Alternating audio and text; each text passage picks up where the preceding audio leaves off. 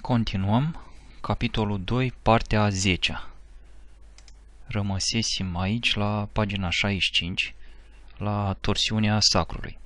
Și că torsiunea asta a sacrului se întâmplă în mod natural, în fiecare zi, în timp ce mergi, în timp ce arunci ceva sau fugi.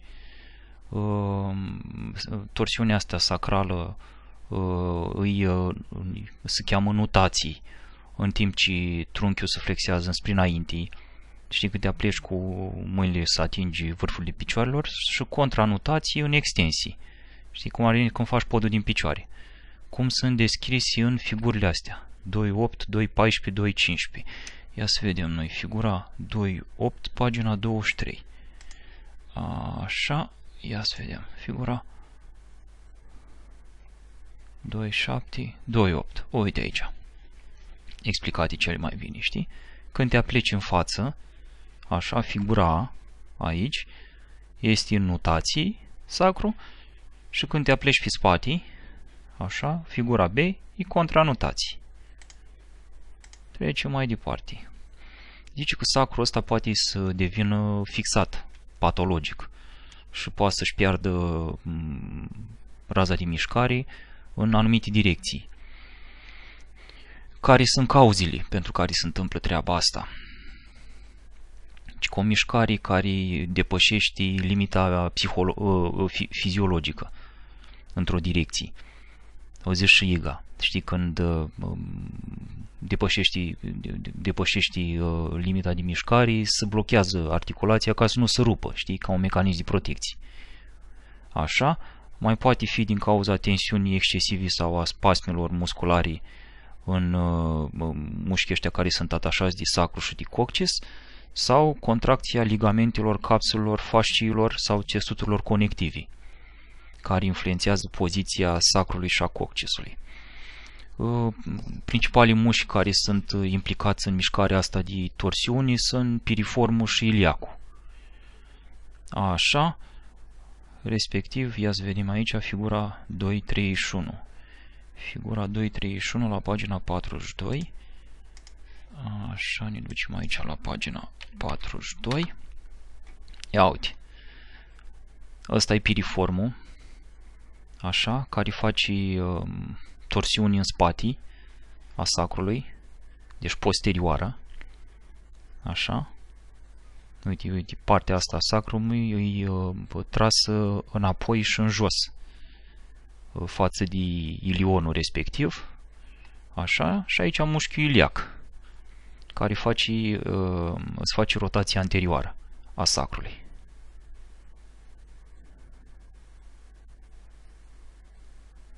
Așa.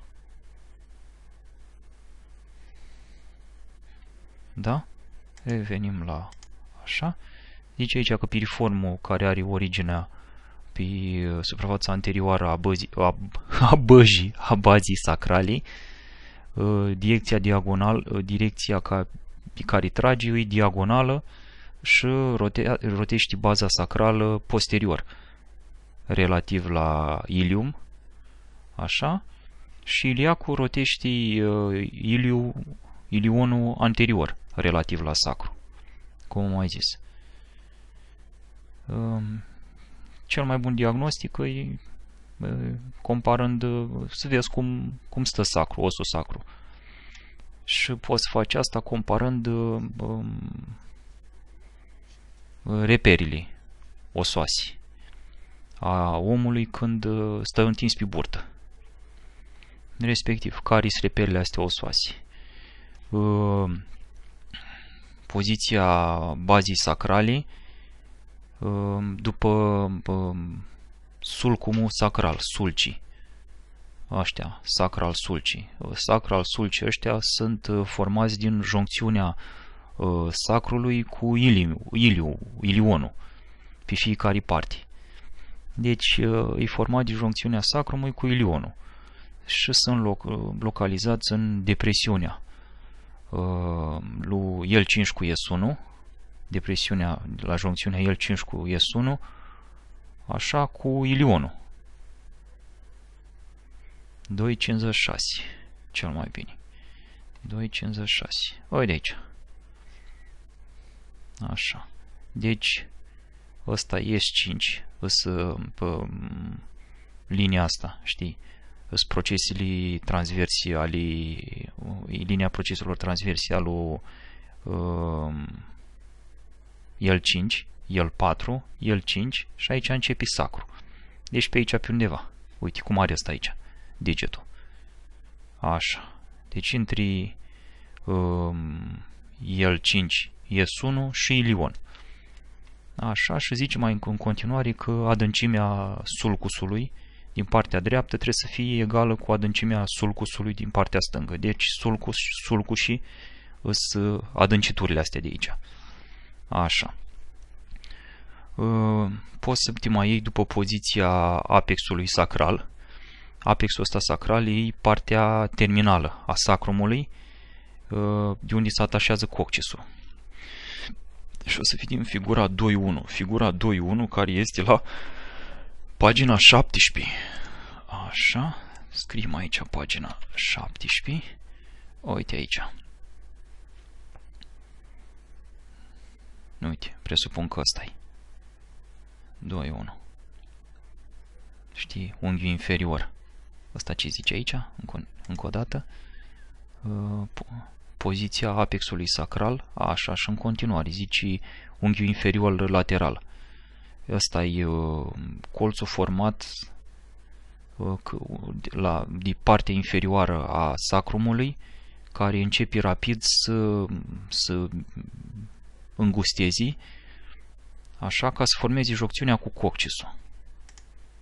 Din nou, deci aici, unghiul ăsta inferior, așa.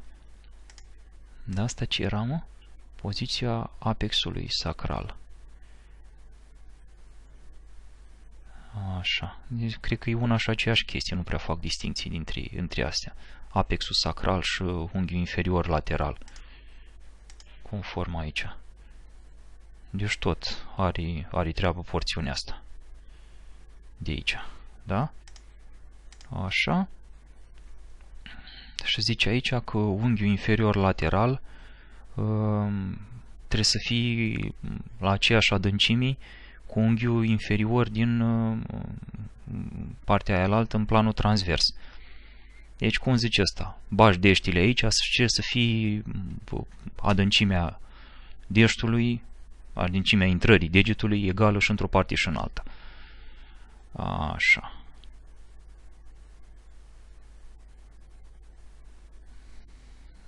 Nu, uite, zice că unghiul inferior lateral o să fie la nivel și într-o parte și în alta, în planul frontal, dacă nu ai un malalignment de upwards, dacă nu ești o deplasare în sus sau în jos.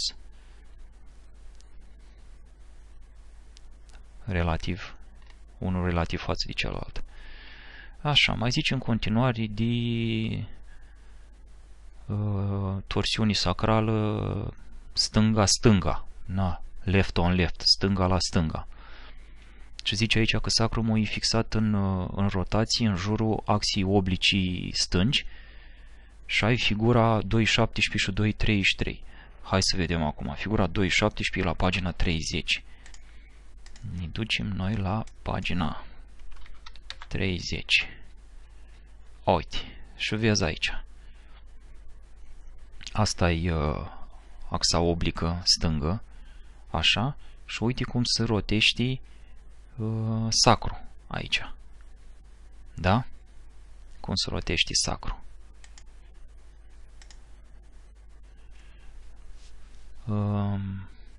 Și zice aici că sulcusul sacral drept,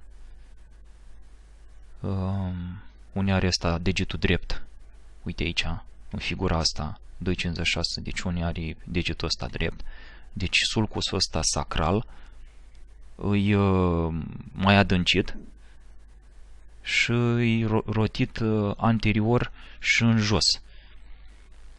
Și apexul ăsta sacral stâng, unde asta are degetul stâng, deci aici, deci aici, unde are degetul stâng, Așa. Ăsta îi ridicat și îi rotit posterior și în sus. Așa. Ai torsiunii sacrală de la dreapta la dreapta. Și zice aici că sacrul e fixat în rotații în jurul axii oblicii dreptii. Ai figura 2.11, 2.33 și 2.35. Hai să vedem figura 2.11 la pagina 27. Așa. 2.11. Uite aici. Asta e figura 2.11. Uite, e torsiunii sacrală în jurul axii oblicii dreaptă. Așa. Asta e axa oblică dreaptă, numită și ca torsiunii dreapta la dreapta. Și zice aici să mai vedem figura 2.33. Hai să vedem și pe asta. 2.33 care e la pagina 43.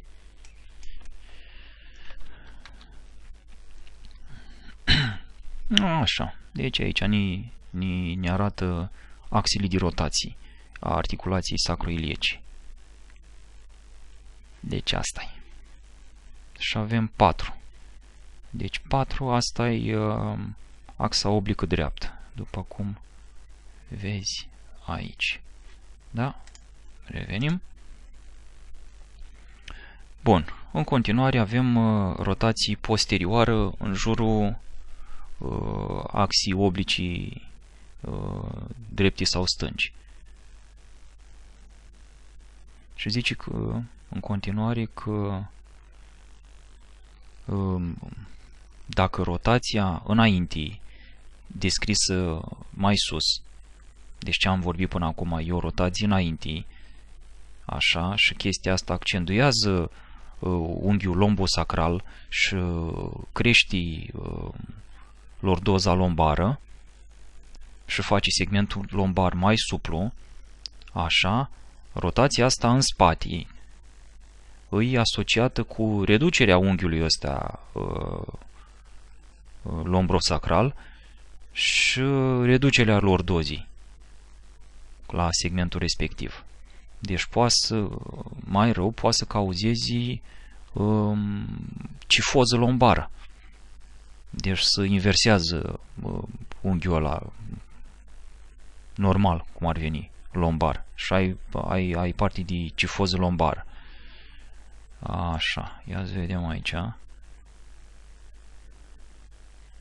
Da. Deci ai parte de cifoză lombară. Și zice că chestia asta, deci reducerea unghiului ăsta, e asociată cu următoarele probleme. Dureri de cap, deranjamente a sistemului gastrointestinal, diarei, alternat cu constipații,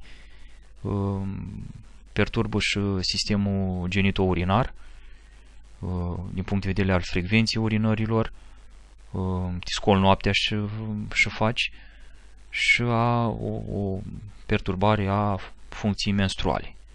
Așa. Deci, torsiuni, în continuare zice de torsiuni unilaterală înspre dreapta sau înspre stânga. Da, așa, uite, aici, în figura 2.57, sunt exemple de rotații în spate. Deci când se rotești așa, după cum vedeți în figură. Deci chestia asta poate cauza cifoză lombară. Așa, în continuare. Rotații unilaterale ale sacrului. Deci tot sacrul e rotit excesiv la dreapta sau la stânga, în jurul axii verticale, în planul transvers. Figura 2.58. Uite cum vezi aici, cel mai bine. Deci, vezi că ilioanele sunt la același nivel, ischioanele sunt la același nivel, așa, și numai în jurul axii verticale se rotește sacru, osul sacru. Deci, avem aici o rotație unilaterală spre dreapta a sacrumului, în jurul axii verticale. Ce se întâmplă? Ai, în primul rând, că toate reperile sacrale osoasii se mișcă anterior pe partea dreaptă și posterior pe partea stângă. Așa.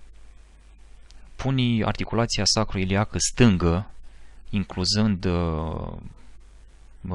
articulația lungă dorsală, ligamentul sacrospinos, interosos și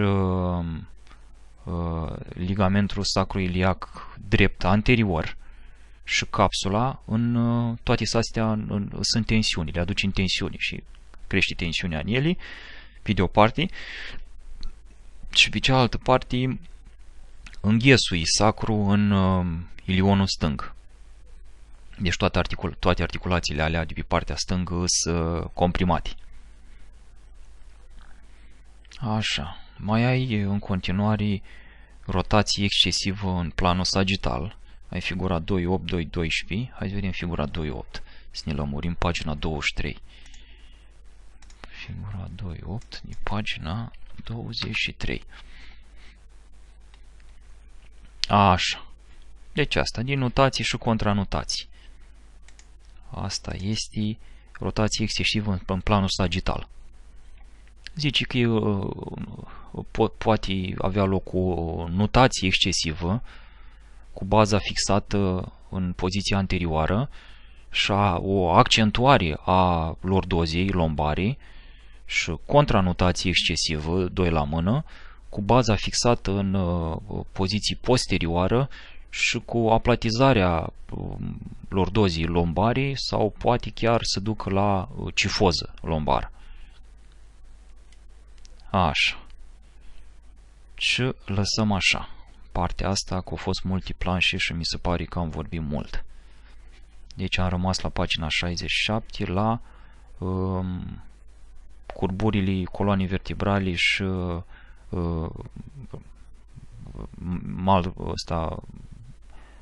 rotații aiurea a vertebrilor. Da? La pagina 67. Și încheiem aici.